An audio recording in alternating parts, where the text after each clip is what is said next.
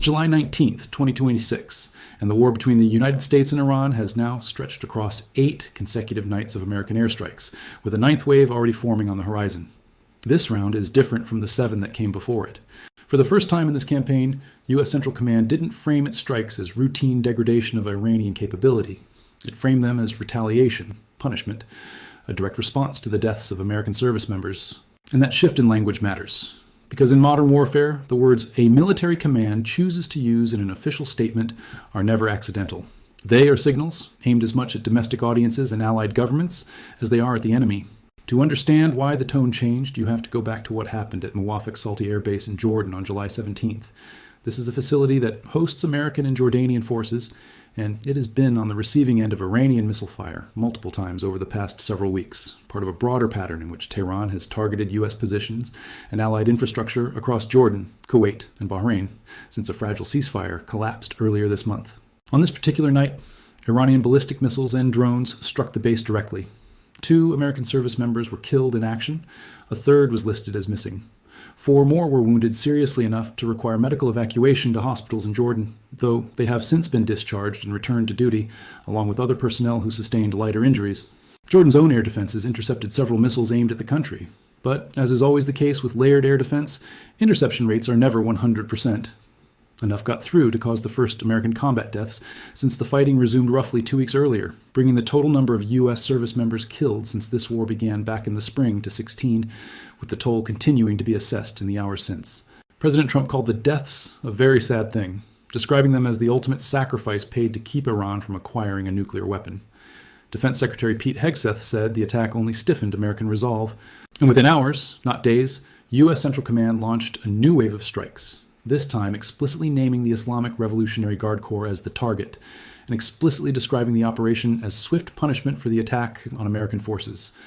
That's a meaningful departure from the language used in the first 7 nights of this campaign, which largely framed the strikes as efforts to degrade Iran's ability to threaten commercial shipping through the Strait of Hormuz, following Iranian attacks on tankers that had bypassed routes Tehran was attempting to dictate. Now, the mission statement carries 2 threads woven together: continued pressure on Iran's maritime threat capability, and direct retribution for American blood spilled on the ground in Jordan.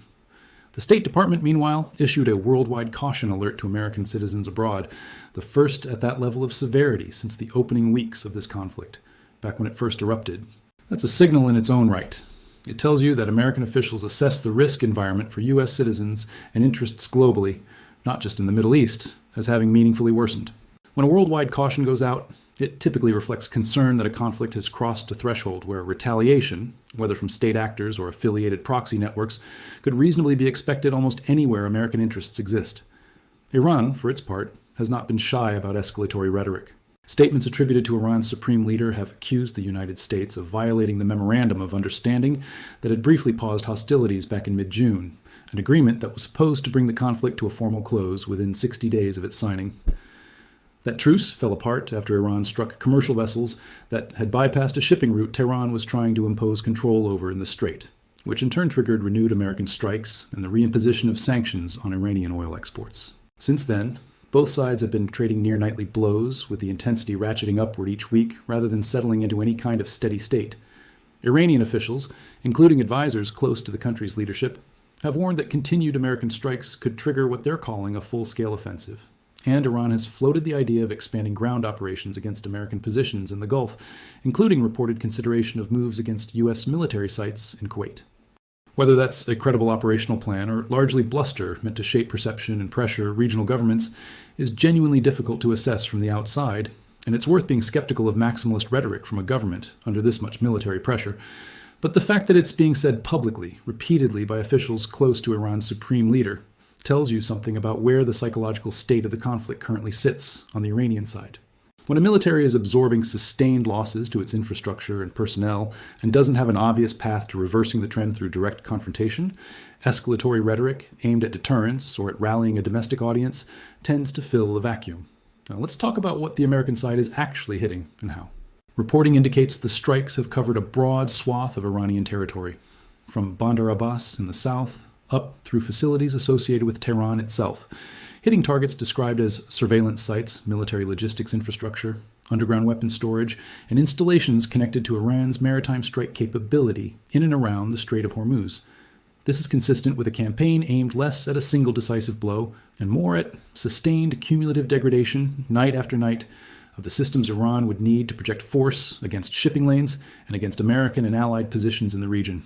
The targeting of IRGC-linked facilities, specifically following the deaths in Jordan, suggests an added dimension aimed at leadership and command infrastructure connected to the organization that Iran's own current government emerged from. It's worth remembering that many of Iran's political leadership today built their careers within the IRGC before moving into formal government roles.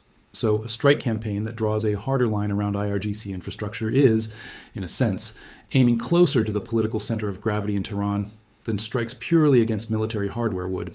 Now, when we talk about the platforms that make a campaign like this possible, we're really talking about a layered system built around 3 distinct capabilities working in sequence, plus the naval component that often gets less attention but is doing enormous work in the background.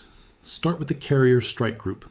Carrier-launched aircraft and shipboard vertical launch systems have been delivering Tomahawk cruise missile strikes throughout this campaign, giving American commanders a persistent mobile launch platform positioned close to the theater without needing to rely exclusively on land-based runways, some of which sit within range of Iranian retaliation.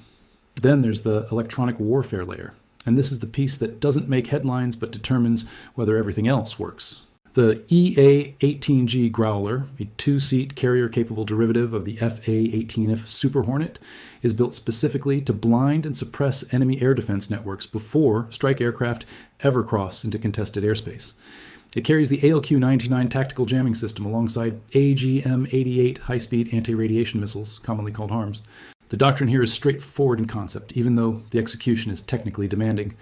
When an Iranian air defense radar activates to try to track an inbound strike package, the Growler detects that emission, characterizes its frequency, and then has 2 options. It can flood that frequency with electronic noise, effectively blinding the radar operator's screen and denying them a usable picture of the airspace. Or it can do something more permanent, ride that same radar emission back to its source, and fire a HARM missile that homes in on the transmitter, destroying the radar site itself. In practice, both approaches tend to be used simultaneously against multiple emitters across a target area, which means that by the time the rest of the strike package arrives, Iran's integrated air defense network isn't just degraded in one spot. It's facing simultaneous disruption across a wide swath of its detection and tracking infrastructure. This is why electronic warfare aircraft rarely get public credit in strike footage, but they are functionally the precondition for everything else in the package to succeed with minimal risk to aircrew. Once that electronic corridor is open, precision strike aircraft like the F-16, in this case reportedly Block 50 and Block 52 variants, handle close-in, high-value targeting. These are the strike missions where the target has already been identified through hours or days of prior intelligence, surveillance, and reconnaissance work, and the aircraft is tasked with delivering precision-guided munitions, such as GBU-38 Joint Direct Attack munitions, onto a specific structure with a tight margin for error. The F-16 has been in continuous service for decades at this point and remains a workhorse for exactly this kind of mission. Coastal radar sites, surveillance installations, IRGC facilities, targets that require point accuracy rather than broad area effect. It's also worth noting that pilots who actually fly the aircraft almost universally refer to it by its unofficial nickname, the Viper, rather than its formal name, the Fighting Falcon. A small detail that tells you something about how a piece of hardware earns a different identity once it's actually being flown in combat rather than described in a press release. And then there's the long-range standoff capability, most notably associated with the B-52H Stratofortress, an aircraft that first entered service in 1961, which means it predates the founding of the Islamic Revolutionary Guard Corps by nearly 2 decades. Despite its age, the B-52 has been continuously modernized to the point where the airframe itself is often the only truly original component left on a given aircraft. It can carry a substantial payload of air-launched cruise missiles, and in a campaign like this, it doesn't need to fly into contested Iranian airspace to be effective. It can operate well outside the reach of Iranian air defenses, release cruise missiles that then fly at low altitude, terrain following routes into their targets, navigating autonomously after launch.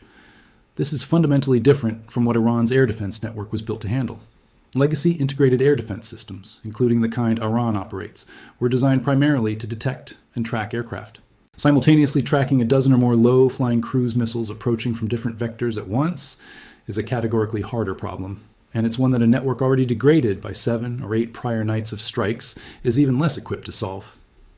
As of this reporting, it has not been officially confirmed that B-52s are flying active combat sorties into this specific campaign, but there have been multiple observed movements of B-52s in and around bases in the United Kingdom, and senior advisors within the administration have been circulating footage on social media of B-52s flying in formation with F-22s, which at minimum signals that the aircraft is being positioned as part of the broader deterrence and strike posture, even if its precise role on any given night remains unconfirmed. Put those pieces together and you get a layered strike architecture. The Growler clears the electronic picture, the F-16 delivers precision munitions against targets that require accuracy over mass, the B-52 delivers standoff mass against deep, fixed infrastructure that doesn't require an aircraft to enter contested airspace at all, and the Carrier Strike Group provides a persistent naval strike option that doesn't depend on any of the above. None of these platforms individually would be as effective without the others. It's the combination, arriving in sequence or simultaneously, that overwhelms an air defense network that has already been absorbing damage for more than a week straight. It's worth pausing here to put some historical weight behind why an eighth night of strikes carries different meaning than a first night would. This isn't a conflict that erupted overnight.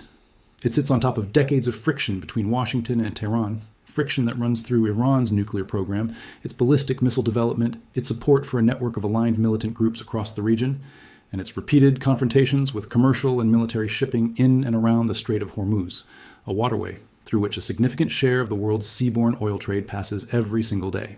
This current phase of open conflict traces back to strikes earlier in the year aimed at setting back Iran's nuclear infrastructure, followed by a period of on-and-off hostilities, a brief ceasefire negotiated in mid-June that was framed as a path toward a lasting settlement within 60 days, and then a collapse of that arrangement after Iran struck commercial vessels that had declined to follow shipping routes Tehran was attempting to impose control over. Each time this conflict has appeared to plateau, a new incident has reignited it and pushed the intensity higher than it had been before. That pattern of temporary de-escalation followed by a sharper re-escalation is itself a data point worth taking seriously, because it suggests that whatever underlying incentives are driving both sides toward continued conflict have proven stronger, so far, than whatever incentives exist for a durable settlement. There's also a question worth sitting with regarding the nature of Iran's current leadership and how that shapes the calculus on Tehran's side. Much of the current Iranian political leadership, including figures now holding formal government titles, spent the earlier parts of their careers inside the Islamic Revolutionary Guard Corps, before transitioning into more conventional political roles. That matters, because it means the line between Iran's military and political leadership is considerably blurrier than it would be in most other states. A strike campaign that begins explicitly naming the IRGC as a target, rather than simply describing degraded infrastructure in more abstract terms, is therefore not just a shift in military targeting philosophy. It's also, functionally, applying pressure closer to the political center of the Iranian state itself, since so much of that state's current leadership emerged directly from the organization, now being targeted by name. Whether that shift in framing translates into an actual shift in targeting priorities on the ground remains to be seen, but rhetorically, it closes some of the distance between the strikes and the people making decisions in Tehran. There's also a logistical story underneath all of this that's easy to overlook but strategically significant: aerial refueling. The U.S. military has reportedly repositioned additional aerial refueling tankers from Ben Gurion Airport to bases within Israel, moving that capability deeper into the theater. Tankers are, in a very real sense, the invisible force multiplier of any air campaign of this scale. Strike aircraft and bombers have a fixed operational range without them.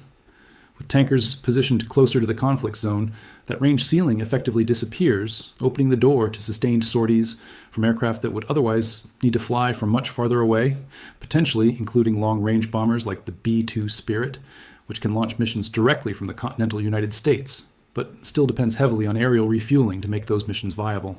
Whether the B-2 gets folded into this campaign in a more direct way remains to be seen, but repositioning tanker assets this deep into the theater is not something militaries do casually.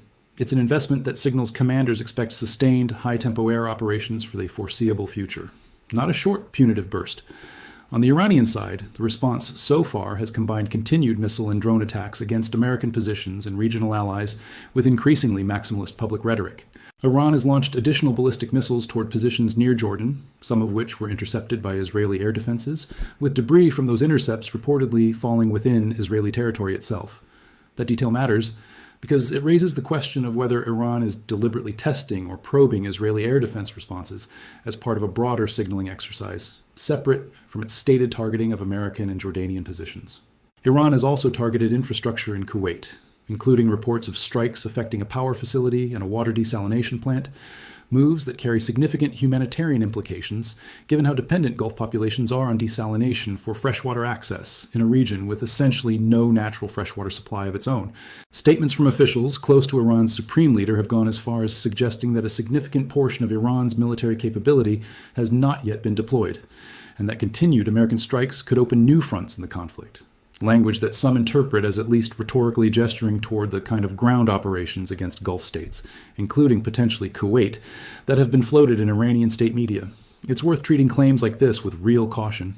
Iran has strong incentives to project strength and unpredictability regardless of its actual operational capacity at this stage of a war that has already cost it significant infrastructure and forced it into an increasingly defensive air posture. But dismissing the rhetoric outright would also be a mistake, because Iranian leadership, and particularly IRGC leadership specifically, has historically shown a willingness to absorb enormous costs, including heavy loss of life among its own forces, in pursuit of objectives it considers essential to regime survival or to maintaining a narrative of resistance for domestic political purposes. Now, shifting away from the Iran theater entirely, there's a separate story unfolding in Eastern Europe this same week that deserves attention, both because it's significant in its own right and because it illustrates how multiple active conflicts are now running in parallel, each shaping the broader global security environment simultaneously. Ukraine carried out one of its most significant strikes deep inside Russian territory since the war there began, launching a large wave of long-range drones, reportedly numbering in the high hundreds, into Russian airspace overnight. The primary targets were not military bases in the traditional sense, but logistics facilities belonging to Wildberries, Russia's largest online retail marketplace, with strikes hitting warehouse complexes in the Moscow region, specifically in the city of Elektrostal, and in the Tambov region, in the town of Kotovsk, along with an oil storage depot near Moscow. Ukrainian President Volodymyr Zelensky confirmed the strikes directly, stating that these facilities were being used to supply sanctioned components used in Russian drone production and navigation equipment, effectively arguing that a civilian e-commerce logistics network had become an integrated part of Russia's military drone supply chain. Casualty figures from the strikes have varied somewhat as reporting has developed, with early Russian regional officials citing at least 8 people killed and more than 60 injured across the affected sites, some critically, and subsequent reporting suggesting the toll may have continued to shift as authorities assessed the damage. Russian officials also reported that a Ukrainian drone struck an oil depot in the nearby city of Noginsk, sparking a fire that forced evacuations of a maternity hospital and residential buildings in the area. Russian air defense claimed to have intercepted the vast majority of the roughly 370 to 380 drones launched in the overall wave.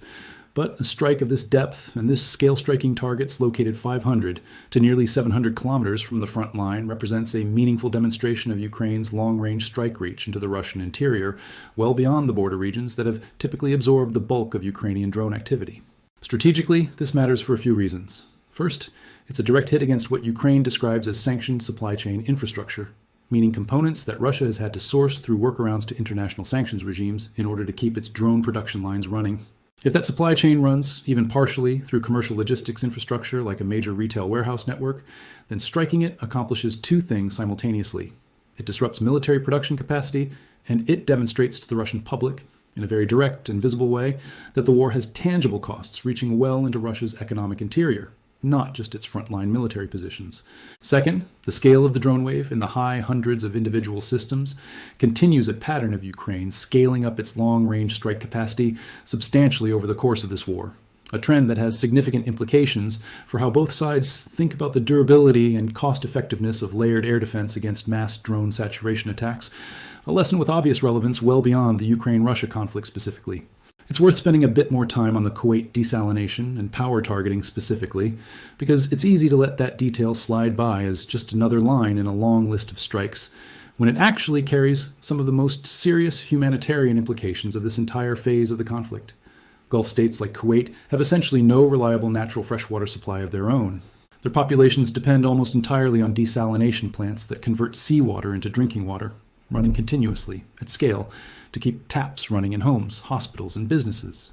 When a desalination facility or the power infrastructure that keeps it running gets damaged in a strike, the consequences aren't abstract or purely economic. They show up quickly in the form of water access problems for ordinary civilians who have nothing to do with the military conflict playing out around them. That's a different category of target than a radar site or a missile storage bunker, and it tends to draw a different kind of international scrutiny, both because of the direct humanitarian stakes and because it signals a willingness to affect civilian infrastructure in neighboring states that are not themselves direct parties to the underlying dispute between Washington and Tehran, beyond hosting American forces. That raises the broader question of what Iran is actually trying to accomplish by expanding pressure onto Kuwait specifically, rather than concentrating its retaliation purely on American forces and positions. One read is that this is coercive signaling aimed at Gulf governments generally, an attempt to make hosting American forces feel costly enough that regional partners start applying their own pressure on Washington to de-escalate, or at least start being more cautious about how visibly they support American operations. Another read is more straightforwardly military. Kuwait hosts significant American basing and logistics infrastructure, and disrupting the civilian systems that keep a host country's population and economy functioning is, in a blunt sense, a way of raising the overall cost of that hosting relationship. Whether the reported consideration of a ground campaign against Kuwait reflects a genuine operational plan or is largely rhetorical bluster meant to project resolve domestically and regionally is hard to assess definitively from open reporting. Iran's own military leadership is well aware that it does not currently have anything resembling air superiority in this conflict, and an unsupported ground push against a state hosting significant American military infrastructure would be an extraordinarily high-risk move without that air cover. But it would be a mistake to treat the rhetoric as pure theater and dismiss it entirely, because Iranian and IRGC decision-making throughout this conflict, and in prior confrontations going back years, has repeatedly shown a willingness to absorb what most Western military planners would consider disproportionate costs in pursuit of goals tied to regime survival, deterrence signaling, or maintaining a domestic narrative of resistance rather than capitulation. Bringing these two theaters back together, what you're watching right now in the third week of July 2026 is a global security environment where multiple significant conflicts are running, simultaneously, each with its own operational tempo, and each generating lessons that militaries and policymakers around the world are absorbing in real time.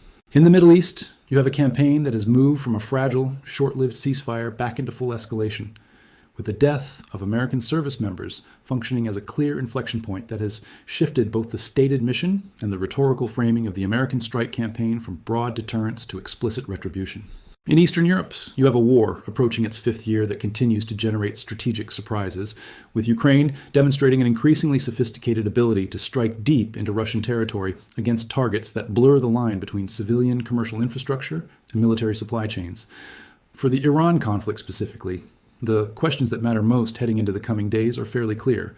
Will the pattern of naming the IRGC explicitly as a target, rather than framing strikes purely around shipping lane security, continue and intensify, effectively narrowing the campaign's rhetorical focus toward leadership and command structures rather than just hardware and infrastructure? Will additional bomber assets, whether B-52s operating in a more confirmed and visible role or potentially B-2 Spirits given the tanker repositioning into Israel, become a more overt part of the nightly strike pattern? Will Iran's threatened expansion of operations against Kuwait or other Gulf states move from rhetoric into an actual attempted ground or expanded missile campaign? And if so, how regional partners and the broader international community respond to that kind of escalation? And underlying all of it, whether there's any realistic diplomatic off-ramp available at this stage, given that the Memorandum of Understanding reached back in June has already collapsed once under the pressure of continued Iranian strikes on commercial shipping, raising real doubts about whether a similar arrangement could hold even if both sides wanted a second attempt at de-escalation. What's clear right now is that neither side is showing signs of backing down unilaterally. The United States has demonstrated across 8 consecutive nights a sustained willingness and capability to conduct a layered, multi-platform strike campaign against Iranian targets, and the death of American personnel in Jordan appears to have hardened rather than softened that resolve, at least based on the public statements coming out of Washington. Iran, for its part, continues to strike back against American forces and regional allies despite absorbing significant and repeated damage to its military infrastructure, suggesting either a strategic calculation that continued resistance serves its interests, whether for deterrence, for domestic political stability, or for regime survival, or simply a lack of better options at this stage of the conflict. Either way, this is a war that is currently trending toward further escalation rather than toward resolution, and the coming nights will likely tell us a great deal about how far both sides are willing to go before either side seriously reconsiders its current trajectory. There's one more layer to the Ukraine story worth drawing out, because it connects back to something we already touched on with the Iran campaign: the difficulty of defending against mass, low-cost, long-range strike systems with a legacy air defense network built for a different era of threats. Russian officials themselves reported intercepting somewhere in the range of 370 to 380 of the drones launched in this particular wave. which on its face sounds like a strong interception rate. But the fact that enough got through to hit two separate logistics complexes, roughly 500 and 700 kilometers from the front line, plus an oil depot in a single night, tells you that raw interception percentages can be somewhat misleading as a measure of effective defense. A network doesn't need to let through a large share of an incoming wave to suffer serious strategic damage. It just needs to miss the handful of drones aimed at the highest value targets in the mix. That's a lesson with implications well beyond this specific strike.